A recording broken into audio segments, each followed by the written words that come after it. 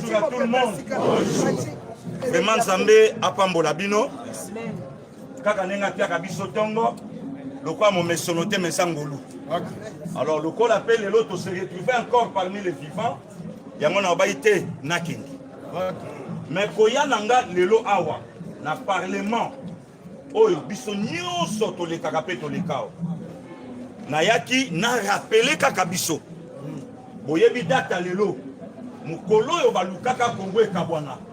Mukolo yo seni abimisaka fachi mukonzi yambo. Lelo to lelo te. Lelo. IDPS viva. Viva. Champion de Makam. Ne yango loko na yaki to solo. Na yeto solo la na mekana expliquer batu moi muke. Na sala moi rétro. Il y a opposition autre lukaka ba bimisa candidat commun. Au peuple congolais ba tchela emote. Motema. Bande Kobiso to vota dimanche le 30 décembre 2019. N'a pensé que n'engé Seigneur Lobaki va publier le résultat 48 heures après. Vrai ou faux? Vrai. Mais Seigneur a mis ça par résultat le lot na 3 heures. Il y a le 11 janvier. Et Bima va panzir hybride que va tu vas voter Fatika Kabalou. Donc il y a mon moninga passé du Balodia nango dans la table nanga anti-tribalisme. Donc, ce qu'il y a un tribalisme dans le Congo, au Kokuta na biso na nzela na boyebi pourquoi eloko wana esalamaka na koti na source bango babenga bapenga info yango na bilelo na boya FCC alaki na 2 candidats Martin Fayulu na Emmanuel Ramazani Shadari wana na oyebisa bino vérité bomba mabe bango moko to bakoni mambu masobele basaini babandi ko bimisa vérité FCC alukaki ba contrôler mboka même après Kabila na bomoto na ye et permettre Kabila zonga maintenant Genève balaki na plan ya opposition alaki nini baluka moto ya kokaki ko boycotter machine à voter bayebaki qu'avec Fachi à Kolingate, Yango Facha Lobaki, avec ou sa machine à voter, nous allons aux élections. Mais Faoula Lobaki, je ne serai jamais candidat président de la République avec machine à voter. Donc il fallait un programme. Il y a qu'au boycotter l'élection, il y a qu'au Missa Shadari. Or Shadari c'est Joseph Kabila. Makelele on a tant de bandits. Bato FCC. Bayeba kite ke bakobimisa Shadari dauphin. Si na oloba ba oyo kanga. Bayeba ite Shadari. Balai 4 na course. Augustin Matata Ponyo, Levé Baadzi Lukwebo, Arimo Vasakani, na Obemina. Choix ya Shadari mama sifa. Pesa biso bana maniema. Koye mtako batela. Mais pourquoi les lois FCC va bimisa Shadari? La majorité à FCC va voter à Martin Fayulu. À une seule condition. Donc, au pouvoir, tant que vous avez makanisa baby. Lelo, et yo qualité. Maman, lelo qualité. Lelo Fayulu. Na Kabila, munoko moko tote. Batu baye bakateke babandaka ngo bandana na tongo. IDPS viva. Fachipe. Babandango bandana tongo. Makambo wana tango yeko salama. L'objectif ya Fayulu au FCC va faire ça qui est à déstabiliser Fachi awa na mboka, à déstabiliser Liba. Pour preuve, Fayulu a ça parmi batoyo ba pesaka papé tienne. Na 2011 qu'elle na cour était plus que cour ça ya Kabila. Maintenant le lot demandé à Martin Fayulu. Nanya tindaka qu'elle na cour c'était les Kabila. À une seule condition, il y a qu'à humilier Moukonto. Il dépasse FIFA. Il y a un premier voyage à chef de l'État. Nakitsa Bokonzi, Nangola. L'oreille soit tout nié. Je n'ai jamais vu un président congolais. Bayamba, Yenenge Bayambio na loi, na Luanda. Mais comment vous avez contesté dans Mokanayo? Je n'ai réponse à Fachi. Moi, j'ai fait tous mes résultats en main.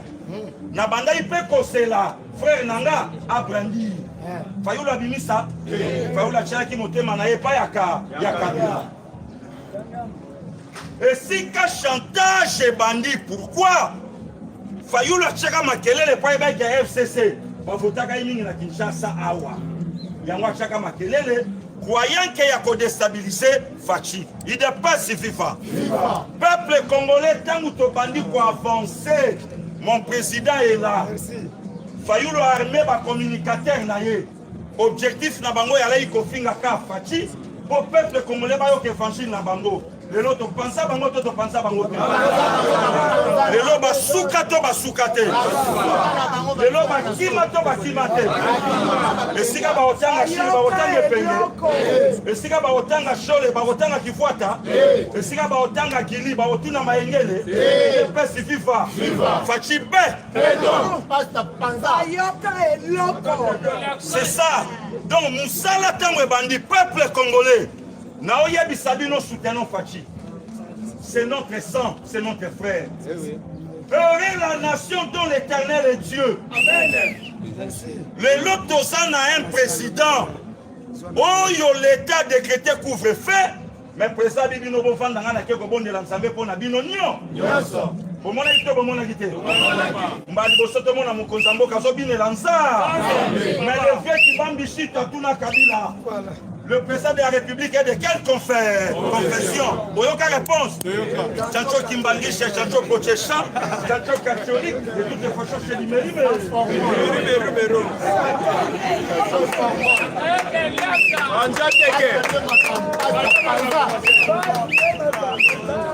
Il dépasse FIFA. C'est ça. Et les lois ont makambo bandi kokota na katanzela. L'objectif de la FCC est de déstabiliser Fachi. Mais mon Konsambo Kakangaï Motema pendant 2 ans, comme il est là. Bon, maintenant, à tourner regard vers la nation. Alors, il est fini avec la coalition. Na 2 ans, Kabila Tigalo Tcha Félix a tabi mon corps. Ce qui n'a tout ni bâtiment sur le monde. Après Sangaï, puis Kabila Tcha Fachi, attends mon corps. Comme ça, Abimana Seni. Bachiche, Baosalato, Baosalate. Mabunda, Keito, Keite. Kapenda, Bimito, Bimite. Le Pes FIFA. Le vieux Kyungu. Le Lo, Aosala, Moussalato, Aosalate. Yaya Boko, Tunangu. Goulou. Il n'est pas si FIFA. C'est ça aujourd'hui la politique. Kabila est déstabilisé. C'est un mauvais type. Kabila sakani le peuple congolais. Kabila est allé plus loin. Il y a sakana même dans Bassali Nzambé. Il y a Kolongola Bango même il m'a foutu. Aujourd'hui, il n'y a pas de hommes de Dieu crédibles dans mon canabiso. À cause de Yaka.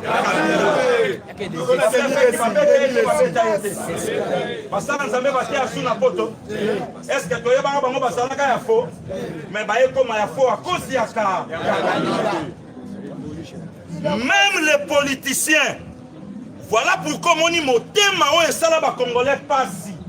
Il y a l'ensemble na bango. Kabila tika pouvoir na peut-être salini. Akabatu akabate. Oye wana sotelenga. Mais na oye bisayo kalate. Bakenyo so ya Kabila osa. Il dépasse FIFA. Peuple congolais, quel est ce homme de Dieu? Le lot a rien de passer continue na 3e pied. Le lot passé Lukusana Samabele. Le lot basala nzamambo kanabiso humilié. Okangi basala nzambe po bayembe na yo basala yo kichale. Samba telemela Kabila liba. Le lot na o tout na bato balobaka Fachi marionnette. Bato babengaka e placebo. Bato babengaka e patin. Et dit Kapenda peut 20 ans liba. Nalandi papi tamba tika kolo. Bato bayoka kayo lisusu. Olobi dit Kapenda bakatela ki 20 ans 20 koki asa obligé Fabi. Mais dit Kapenda fini banda. Alobi je remercie d'abord le président de la République. Et il faut la vérité sur la mort de Laurent Désiré Kabila. Si qu'on a la seule vérité. Yo tamba to edika. Il dépasse FIFA. Pour vous comprendre que Mouto Yassana Bukonsi, c'est notre sang, c'est notre frère. Oui. Oh, Aujourd'hui, avec l'union sacrée, l'union sacrée et ça partage un gâteau. Il y a une différence entre l'union sacrée et l'autre. Ah, voilà, coalition. Donc il y a une différence entre la coalition et l'union sacrée. La coalition, et c'est là qui te salit ensemble, de travailler pour le peuple. Et Simba, mais la consultation aujourd'hui, l'union sacrée, et bimi par le chef de l'État, et le peuple congolais, pas autour de la personne de Fachi, mais le peuple congolais, autour, il y a idéologie, il y a Mokonzi Yamboka. Papa, biso landaka tient Tshisekedi. Biso landaka idéologie, il y a tient Tshisekedi wa. Le lotango tient na kei tokenda. Tomoni idéologie ala ki nango incarné pas ya Mukwanto. Le loto sato. Donc mutu moko tient le roi Kosana.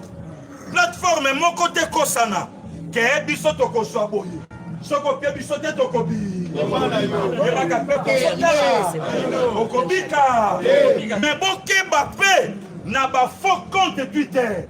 Ya Lukuta. Ya Solo. Oh Christopher Lutundu la lobi boye. Oh Francis Kalombo la lobi boye.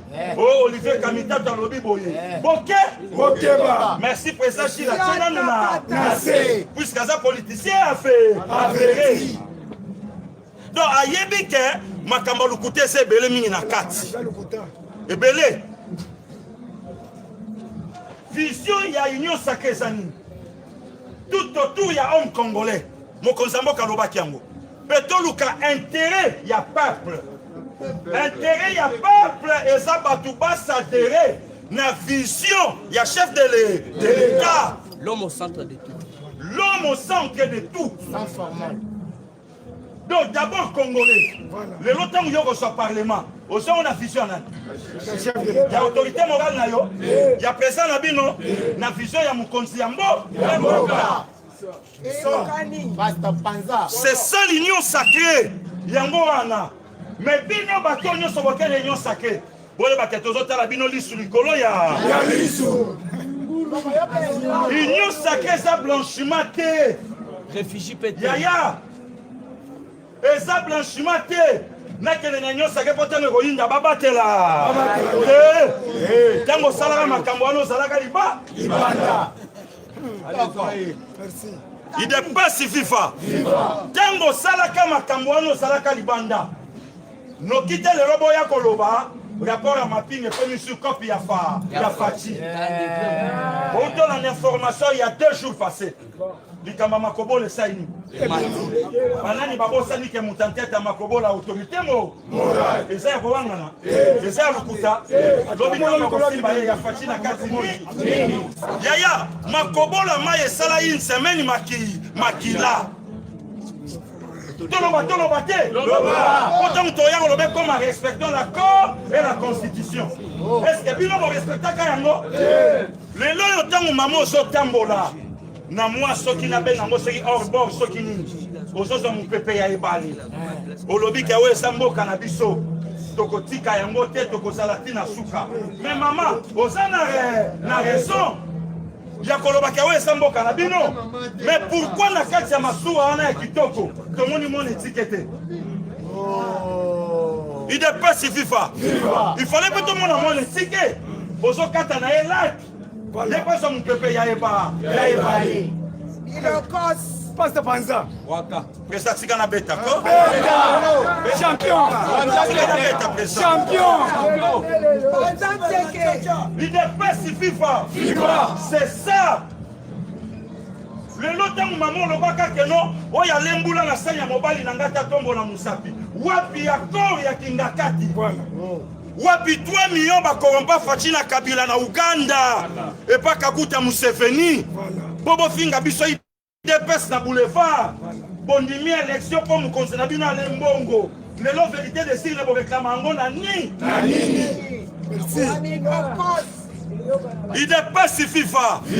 Les lotons Martin Fayoul a lobby batunyo sobake la union sacrée. Batu ya kalao baboma kimboka. Bongo Martin Fayoul mutu ya si. Ya kalado ya kalate. Bongo chukuma wa basana ye musitu. Mutu ya ka. Bosko tenu ya zote la batu kuna. Bongo ya za mutu ya na. Ya nani? Ya okotu na mku.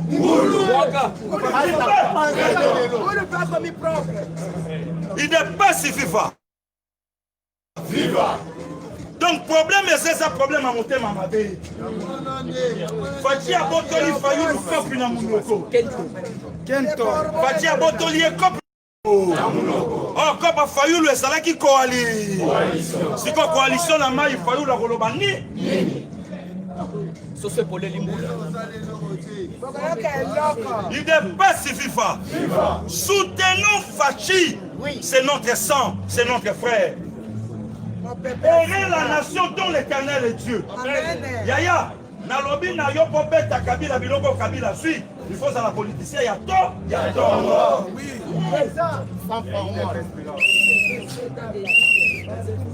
Bo finga biso na poto. Tozo sa bapela makasi na poto. Poto. Donc bitumba bobundaka po bokafaye na Kabila. Nanya kokai koboto na Kabila. Yana nga Dr. Maela ebisanga lobi kili. Kabila lai na kata tombo. Batu nyonso basena Kabila bazalaki libanda ya tombo. Donc pour ce pouvoir Kabila kota na kati ya tombo. Yango Facha vu risque ya kota na tombo. Atiki batu kuna to atikite. Batu bakufite bakufite. C'était une façon de kendo boto la Kabila pouvoir. Pouvoir Kabila lai na seni. Pouvoir Kabila et aller na justice. Pouvoir Kabila et aller na parlement. Mutu mon côté akoyi kokota asimba biloko wana. Mais Fachi a osé. Gonçalves Malonda, oui ou non? Non. Merci, dis-moi tout. Justice, le président a violé la constitution. Est-ce que FCC Moutakoloba que le président a violé? Ou bien la justice ne Moutakoyebi sa peuple que le président a violé? Va pétato, va pétate. Échec, échec. Il a trahi FIFA. Ministre de justice, il banda toté. Yebisanga Kabila, Matamboli, la salon d'honneur. Oya peuple ngape na vanda ikuna tana wake mbandaka. Kabila tamboli pe na makolo lokola paseki. Ayepeti na bora vya matarata saini. Mais Kabila oyo wapi abande koya na jipiti na pia atio saini na ke. Akei global sous réseaux sociaux silence là. Merci. Réseaux sociaux silence là. Radio. On y est si qu'on a encouragé. Mou fantombolo. Voilà. Bah ouais, on y est soba lobaka libanda. Le lobo sa wapi. Bolobaka poton di mafache di kapenda bi. Le lobo lobi poton di mafache balemboge assez. Assez. On a ngou. Ngolo.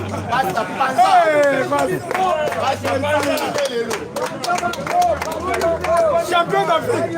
Et comme il est là poton di mafache bongo social. A occupé social téléphone. Yaya. Moka ezalaki na munoko ya autorité morale. Na kobe te la bino li solo. Oye sont les kalelo. Na kami boyebi kami te. Oui. Voilà cadastre minier boyebi yango. Oui.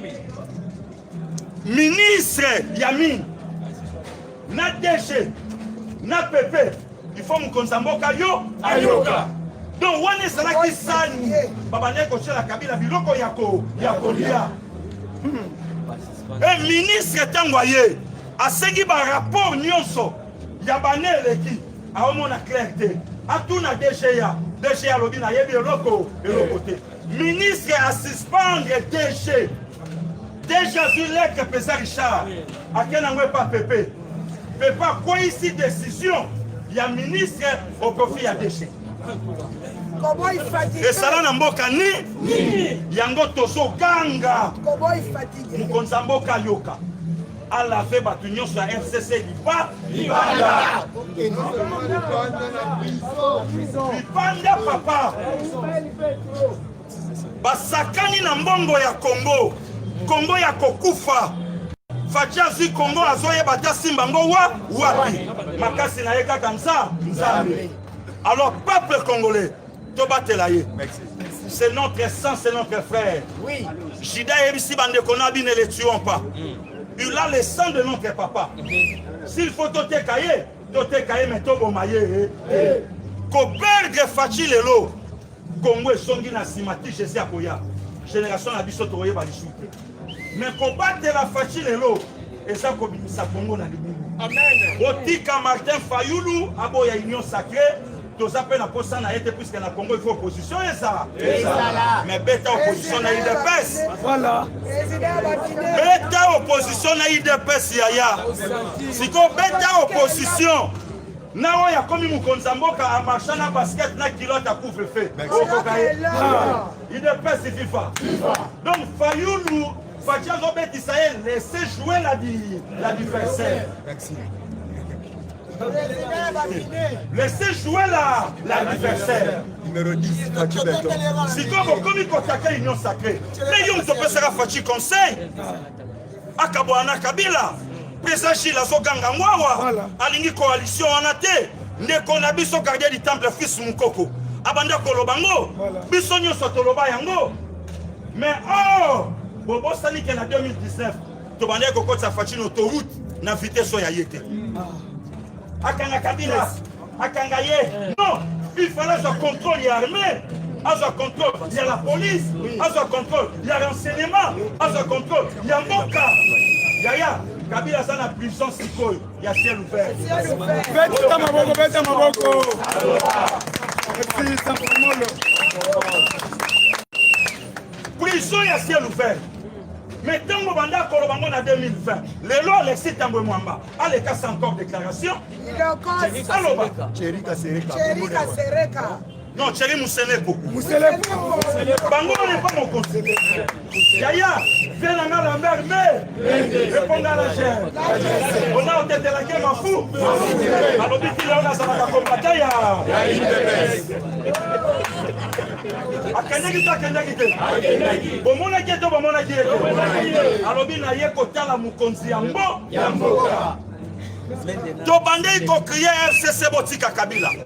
Kabila ne vous calcule pas. Voilà. Kabila a tel intérêt na ye, na famille na ye. Voilà. Mais tu vas sacrifier les abino. Yango, merci. Dans les capitaines de l'équipe, Augustin Kabouya Chilumba. Alors, il doit encourager même les députés de l'FCC. Oh, bah ça derrière na union ça. Merci. Et ça combat, il y a peuple congolais. Tu battes la Félix, tu battes la Fachi. Puisque c'est lui l'espoir de tout un peuple. L'espoir. Oh, le peuple congolais va comme soi-même sourire dans mon thème. Vers les dieux du ciel. Abattez la Mokaoui. Abattez la maman Denise. Derrière les grands hommes, il y a toujours des grandes dames. Moi, je suis Kanisa Nabano, il y a Pamba. Maman, il y a Pessi, maman, Moko Moussala. Ceux qui a salibo, il n'y a pas salibo. Ceux qui m'ont répété, il y a un kotana, ceux qui ont chip, il y a oucha. Sentir na louké. Avantage, yangoana. Il y a cause à la couple, on va passer ça au avant. Basala misala avant. Merci. Mission, ça m'a fait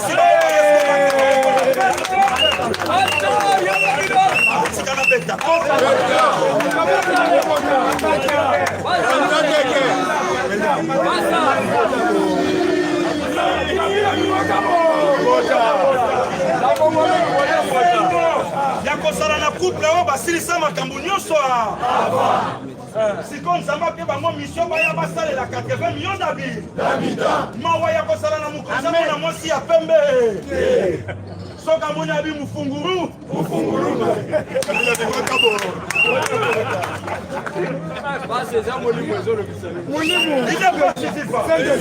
c'est ça kalisa journée en lelo ero basifre ezobeta bazofinga biso mais biso na parti tozose toyebaka ke toza na prophétie IDPS au pouvoir opposition kozala te otika mwana wana nzete amati yango akoki mokolo IDPS akozwa pouvoir Belgique akotala Congo na faire profesie bandi okokisama te bandi okokisama lelo mindele babandi koya to babandi koya moto bobengaka zoba lelo français na ye komi kotrouble me balicencie ya baso comprendre eloko moko yaya c'est ça un monde notre pays.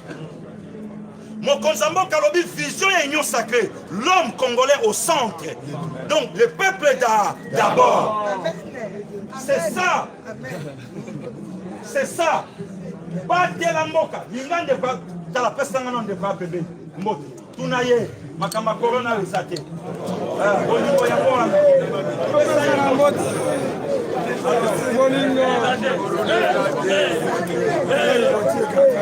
Alors, s'il faut même yambaye. Bolingo.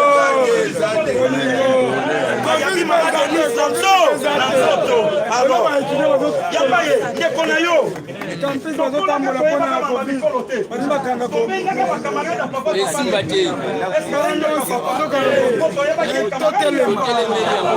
Siko lelo tango yo yera biso tribalisme to suka wapi toza na ekolo moko na Congo ekolo wana kombo na Congo na Congo tona likamba tribalisme te koyela biso likambo te nous les ressortissants na lukaki bande kwa Katanga bobimaka nous les ressortissants pour na Chanine Mabunda voilà bobimaka nous les ressortissants pour na Alexis Tambwe Mwamba wapi nous les ressortissants pour la libération ya Edika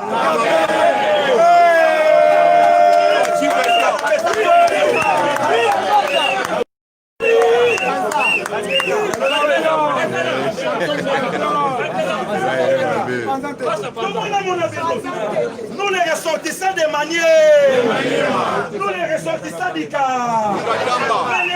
Nous les ressortissants, nous remercions le président de la République pour la libération de notre Dika. Pour notre cas. Yaya Biboko Tunankou. Alors on va faire dire à Sobima. Peuple congolais qui est l'autre Bagaliwa Moussete. Dossier fou. Voilà dossier.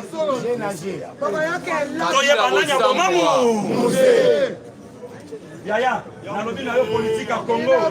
Et l'équipe Salongo na Kito. Politique à Congo. Et l'équipe Salongo na Kito. Nalobi na yo héros na bayana nga otala. Ba pesa shikito mushashina yo na la mukite. Mais azo kotala parlement de Roger le combattant. Pas les jeunes combattants. c'est ça. Les grands mécanos, merci.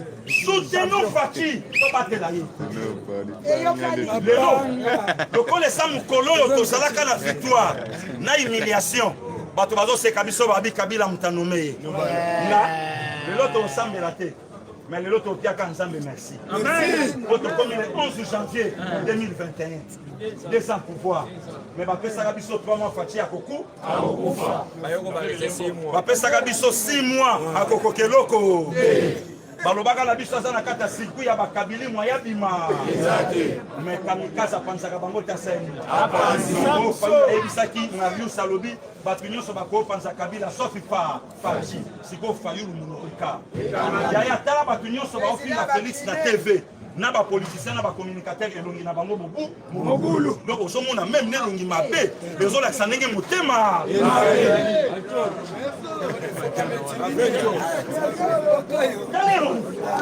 Au somona elongi mabe.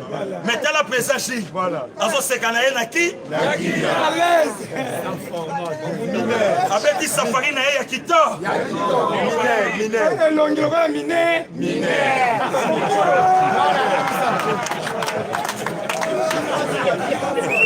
Il n'est pas suffisant. Soutenons Fati. Tobate la ye.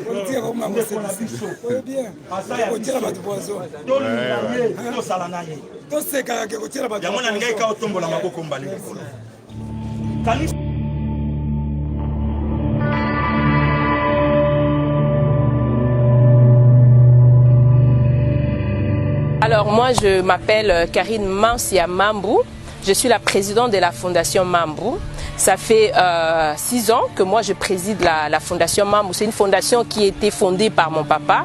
C'est lui dans le passé qui prenait soin des autres. Et depuis sa mort, ça fait de cela 6 ans, j'ai repris la présidence de la fondation pour pouvoir continuer sur cet élan. C'est une famille habitée par 36 personnes.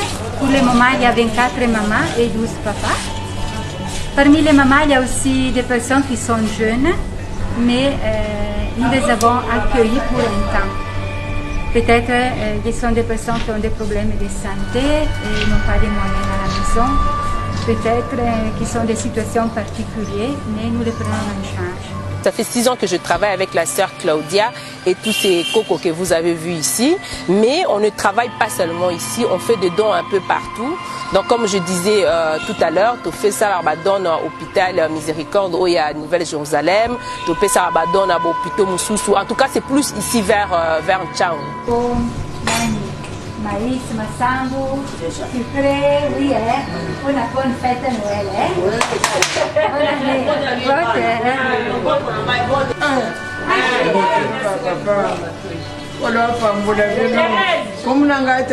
Je suis sœur Marie Vincent, je suis sœur de la charité. On m'a envoyé ici pour les choses. Que le bon Dieu vous bénisse. Amen. Vraiment bénisse vos parents. Amen. Et puis aussi, ce qu'on fait, on distribue de bandes hygiéniques, jeunes filles, on distribue les médicaments, on distribue tout ce qui est denrées alimentaires. En tout cas, mon cœur autozoa katomeka kokabula na bamsusu tokute kiwana ba pota moyen ko bima ezate to pesaka ba mayonnaise ba saucisse mon cœur autozoa na ngotomeka kokabula na bandeko na biso oyo baza malade. Je m'appelle Grace, j'habite à Bruxelles et nous sommes venus aujourd'hui avec la fondation Mambo de Maman Karine pour soutenir les vieillards ici dans le home. Nous sommes très heureux parce que quand on voit la situation par rapport au Covid, c'est très très difficile d'aider des gens et de voir comment Maman Karine a pu aider, soutenir cette maison, comment on a pas Coco, ça fait toujours plaisir. C'est grâce à eux que nous sommes là et il faut les aider. Donc si vous avez même un tout petit peu, Atamouké, et ça la bien. Bonjour, moi c'est Grace Moncia, la fille de Maman Karine. Donc aujourd'hui nous sommes venus pour déposer un petit rien pour nos personnes, enfin nos mamans, nos cocos. Donc j'aimerais juste dire un mot par rapport à ça et que vous savez, on est dans un pays où les personnes âgées sont assez délaissées. On a vu des cas vraiment très très graves, des personnes âgées qui ont été délaissées pour x, y raison. Et c'est pas une raison de jeter ou d'abandonner son grand-père ou sa grand-mère. Donc c'est vraiment super triste de voir des cas comme ça ici dans notre propre pays. Et je m'aurais juste dire un mot pour toutes les personnes qui nous suivent. N'hésitez pas à soutenir, n'hésitez pas à vous rendre compte que la situation dans laquelle nous sommes est très grave en fait. On doit réaliser que c'est très grave d'abandonner une personne âgée. C'est très très grave. Ceux qui négligent les cocos, c'est très dommage. C'est des personnes qui sont pas reconnaissantes parce que c'est grâce à ces personnes-là que nous sommes là. Si ma grand-mère n'avait pas fait mon père, je ne serais pas ici. Il faut être reconnaissant, il faut les aimer, il faut les chérir, il faut aller les voir, les moquer un peu. Ça fait plaisir. Tu donnes un petit dollar, même un petit quelque chose, ça fait toujours du bien. Il faut être reconnaissant. Comment ça n'a pas qu'on a binoté? Il ne faut pas les oublier. C'est des personnes très, très, très, très, très importantes. Il ne faut pas les oublier. S'il vous plaît, si vous avez des difficultés, ou bien des difficultés, vous pouvez la Fondation Mambo, vous accueillir Batouana. Parce que vous avez des télémi et ça pour bango. Parce que Koko, il y a des maman, des papa, biso lelo to telemi ba koko to bimi. Alors s'il vous plaît, to respecter bato parce que un jour biso peut to koma ba koko lelo to za ba maman lobi to koma ba koko. Alors surtout zo maltraité bango eza malamu mingité. Vraiment na sengi na bino to zwa soin ya ba personnes âgées. Ce sont des personnes très vulnérables. Baza batu moko très sensibles ba koko na bana.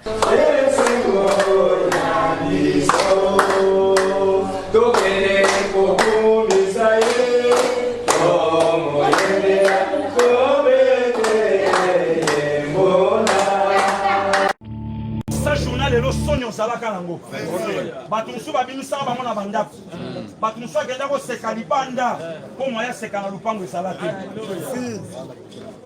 mais lelo ozoseka yebisaka nzambe merci na reconnaissance nyonso ya motema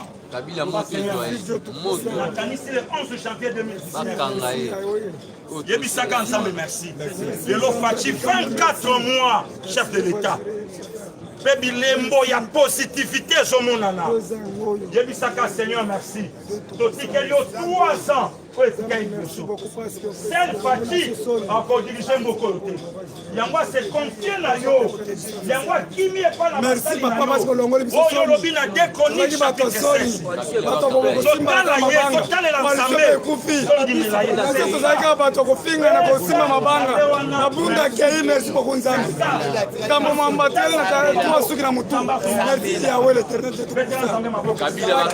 kabila ye wana nzambe merci kabila bakanga ye je vais gérer que le Dieu du ciel le maximum de respect na ba président na président Chi ba président René ba Bechole ba président Son Miyake bandeko Miyake musala o ba osala nzambe apambola bango ba président fils Mukoko aza mwana ndako merci azonga tosengi kutu azonga to travailler Mukoko place nozo zali zonga mutu yaka to travailler azana bosengi na yo bana ndako mo basa bana ndako merci aussi na bandeko oyo nyonso basoutenaki biso na lito tokobosana Christian Bosembete tokobosana papa Kadiombo te tokobosana maître Donaté na Belgique tokobosana badidi Dipumba te tokobosana ba Gustave Kalonji te ozo comprendre baya César Angadi tokobosana bango te évêque Pascal Mukuna tokobosana bango te tokobosana ba honorable Frank Diongo te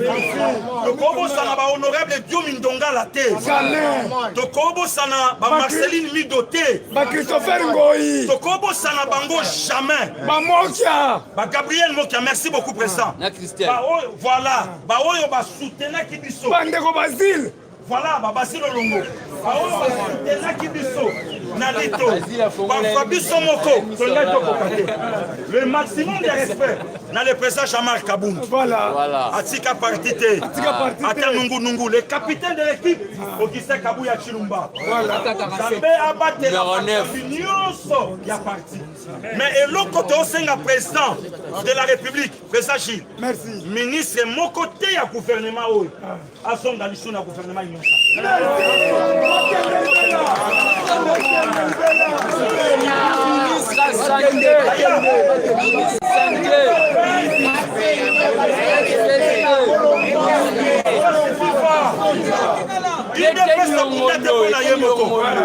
UDPS cas définition Union pour la démocratie et le progrès social balobi na ba ministre bazwa biso na misala na ba cabinet 70% tozwa eloko ni basala donc na bino na bandeko église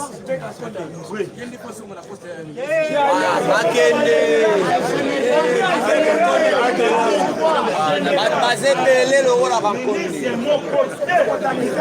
asonga na gouvernement oyo toza na posa ya baministre responsable oyo bakotravaille mpo na peuple oyo bakolinga peuple azala malamu toboyi baministre patron eloko mpe tolingai tosenga na président ya république mbongo oyo ebimi mpo na élection ya bureau mbongo oyo ebimi mpo na élection ya bureau biso peuple congolais toboyi chiffre wana élection ya bureau ya assemblée ezosenga mbongo wana te tolobi non peuple azosufrir azosenga mbongo baboya opesa ye mbandaki eza na mai te mbandaki équateur eza na courant te ata bandage non donc voilà. Merci à vous. Merci à vous. Nous avons pas mon avis. Président J, c'est un rassemblaire. Merci. Président J, visionnaire. Après ça, on est qu'à plaisir. C'est ça. Donc, tout bat là-bas. Voilà. Mais la ligne qui a rectifié. Dans mon qualibakou, tam sous président, bêta y kalibakou pour ça. Parce que dili nana longalite tango kolongana mamu yanga ayegi awusala eza jila awusala donc parfois mon ko beta kili baku ekokende malamu te la prophétie donc ça prophétie c'est que na 2021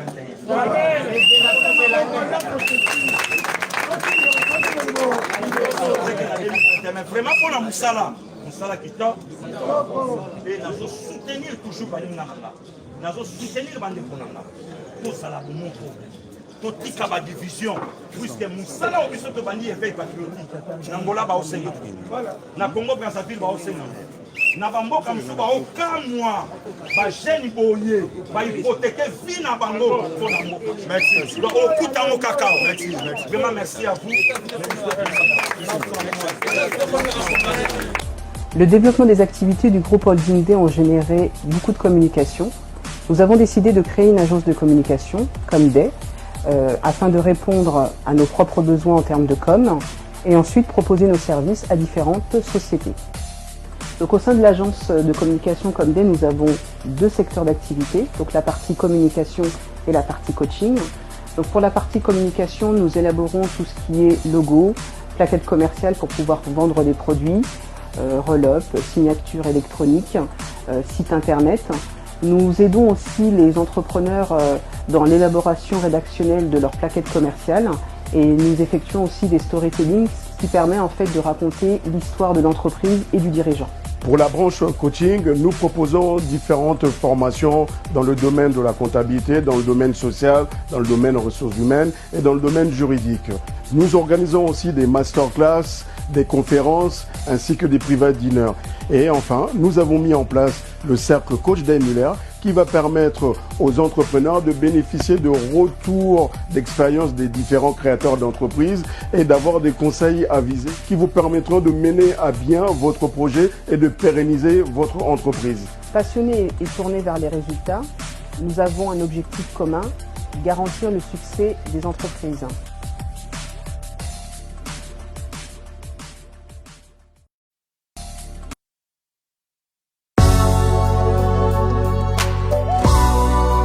Il n'y a donc maintenant aucune condamnation pour ceux qui sont en Jésus-Christ.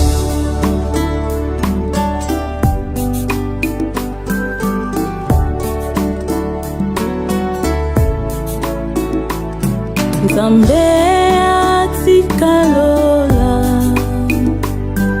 akita awana se alati nzoto nanga moto po akufelanga nekulusu. Nzambe atikalola akita awana se alati nzoto nanga moto po akufelanga nekulusu. Makilama Yesu, makilama Yesu, makilama Yesu, yango epesanga bomo. Makilama Yesu, makilama Yesu, oh, oh, oh. Makilama Yesu, makilama Yesu, yango epesanga bomo. Tu es allé à la croix pour effacer toutes les malédictions proclamées dans Deutéronome 28-48. La soif, la faim, le dénuement et le manque de tout. Zimayo kokotalola, zimayo komona Nzambe, na bondeli yo ndeko nzima Yesu, kokanga moto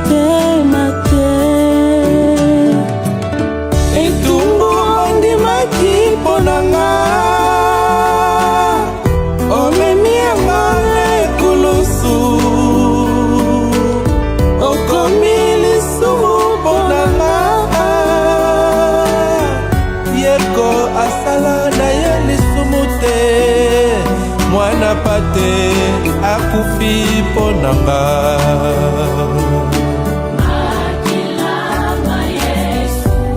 Na libulu ya kufa Yesu apesanga bomoi na makila na ye makila ma Yesu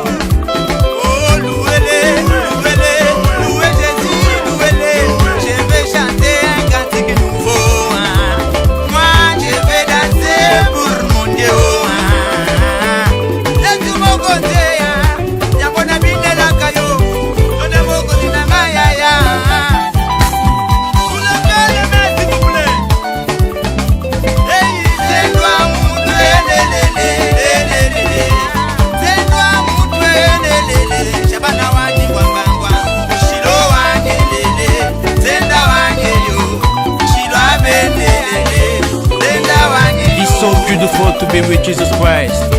Big love. Wow.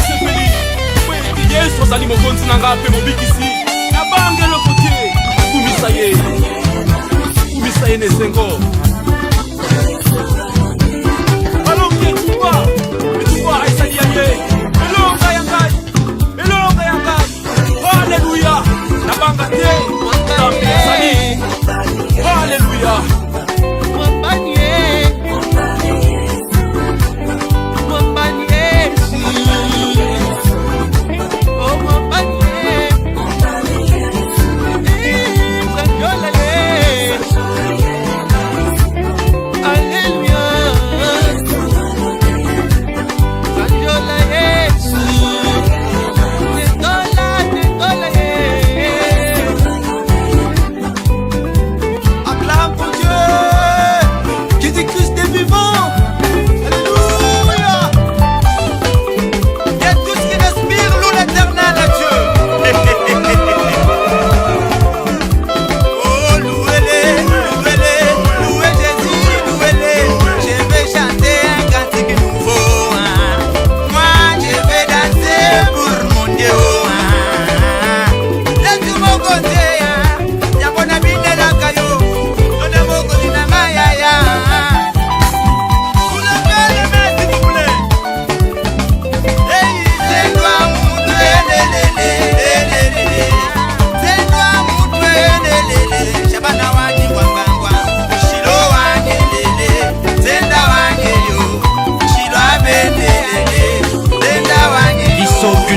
to be with Jesus Christ. Big love. One.